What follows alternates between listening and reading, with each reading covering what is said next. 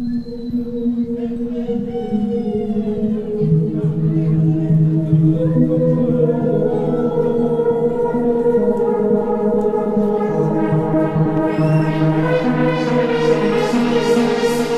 we reach the historic milestone of 50 years of Europe, we can reflect on what has been achieved over the last half-century. Europe has achieved many things in this time, including the rapid development of technologies that could not have been foreseen in 1957. Europe's journey into space started 50 years ago with the first Black Knight rocket, tested in England and launched from Australia in September 1958. In 1962, various European countries collaborated to build a three-stage launcher capable of placing a 1-ton payload into low Earth orbit. The European Launcher Development Organisation, or ELDO, brought together Britain, Germany, France, Belgium, Italy, the Netherlands, and Australia as an associate member. ELDO was to become a precursor to the European Space Agency, ESA.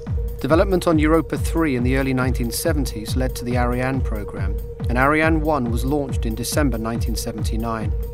Europe now had its own independent access to space, which has continued to the present day through Arianespace. Another precursor to ESA was ESRO, the European Space Research Organisation, which focused on the development of scientific missions. It was with the formation of ESA in 1973 that communications satellites could be developed in a collaborative European context. The remarkable capabilities of European communications satellites and operators today is a testament to the advances and hard work of those pioneers in the early years. With institutional funding and private investment, Europe today has a comprehensive SATCOM capability covering the region and beyond. Europe's satellite operators were born out of programs supported by European governments, leading to the creation of Eutelsat and Inmarsat. The market then quickly expanded to accommodate privately owned operators, led by Astra. Today, the market also includes the regional operators EurasiaSat, Helasat, Hispasat, and Telenor. Closely related companies Telespazio and Astrium Services, and operators soon to launch satellites, such as Avanti Communications. Together, these companies present a common vision through ESOA, the European Satellite Operators Association. In 2007, 30 years after work began on developing a satellite operator market, the industry is worth more than €3 billion in annual turnover. Today, Europe competes in a global market with a technical leadership that is recognised around the world. Europe's strength has been in developing the best technology and the best solutions. Global space revenues totaled $180 billion in 2005, and they're growing at over 10% per annum. Even US government spend at 32% of this total has been outstripped by that of the commercial users, now at 62%. If we can remove the technical, regulatory and financial obstacles to this growth, then the global space business could exceed $1 trillion per annum by 2020. Clearly, maintaining a strong position for Europe's space industry in this fast-growing global market is vital. Public funding support is necessary to maintain technological and market leadership. Satellite operators deliver on many of Europe's needs. They bring internet access to people in remote areas who would otherwise be completely unconnected, thus addressing key goals identified by the European Union in its Lisbon Agenda. Broadband has brought to life one of the most important innovations in society, the Internet. Broadband supports new applications and services, leading to new business activities and improved productivity.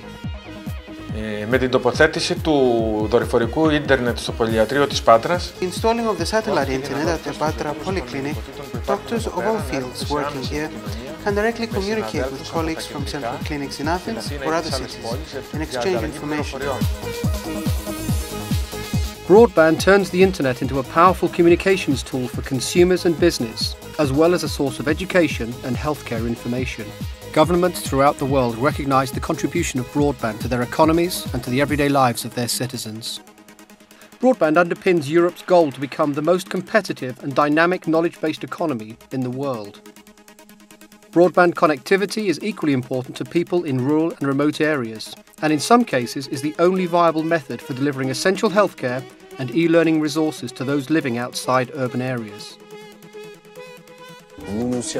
We use the internet connection 2 to 3 times per day to connect to the web, send out press packs and photographs, but also to receive emails from the French Basketball Federation. The players and staff of the French basketball team can also make use of the connections in order to stay in touch at all times, and so that everyone is able to use this service, which we were not aware of before we came to the hotel. With this fast internet system, we will be able to communicate not only with other schools in Greece, but also with other EU member states. And for this capability, we are very grateful. Broadband empowers the development and diversification of rural economies, providing the high-quality communications links that are necessary for integration into the wider economy. The rollout of DSL and cable broadband is accelerating in urban areas. But for those in rural and remote regions, the deployment of these technologies is at best not commercially attractive and at worst substantially more expensive than alternatives. Other solutions may be possible. For example, DTV with an appropriate return channel, or wireless solutions such as 3G and Wi-Fi. But each of these can be limited by bandwidth, cost efficiency and range. Satellite broadband has no such limits and can work alongside wireless technologies. It can provide high bandwidth connections for any location that has sight of a satellite, and it's available now. Satellite capacity that's in orbit today can be used to provide broadband services to people across Europe. For remote areas, a satellite-based service may not just be the most effective solution, it may be the only solution available. Satellite broadband is used for some key applications. It is already deployed in rural and remote areas to provide telemedicine, e-learning and welfare programs with demonstrable success. Broadband can make a significant difference to the people of Europe, but only to those with access. Through satellites, broadband can reach across Europe to bring the benefits to everyone. Satellite broadband, connecting Europe. Most television output is supported by satellites, delivering content to around 65% of the digital TV market in Europe. With their high spectrum efficiency, their ability to distribute multiple HD TV channels, and their wide coverage, satellites are optimally suited to meet the challenges of digital switchover. They are also a cost-efficient means to deliver digital satellite TV services, including new generation broadcast services such as HD TV, and they're available today. The monitoring of the environment already utilises space assets, in particular Earth observation satellites. GMES is Europe's wide-ranging and complex flagship programme, and satellite communications are also making an important contribution to improving the management of this data. Communication satellites make a significant contribution to the reduction of harmful emissions. Once launched, a satellite operates for around 15 years, using only solar power to drive its payload. The security of Europe is enhanced by satellite-based applications, for instance, maritime and land border monitoring and control. Monitoring of marine traffic can be greatly assisted by long-range identification and tracking. Furthermore, voice and data communication with vessels is made possible by the latest mobile satcoms.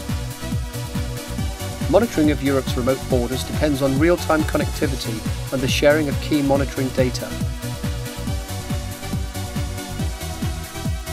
Terrestrial communications can be vulnerable, whether from man-made or natural disasters or terrorist action.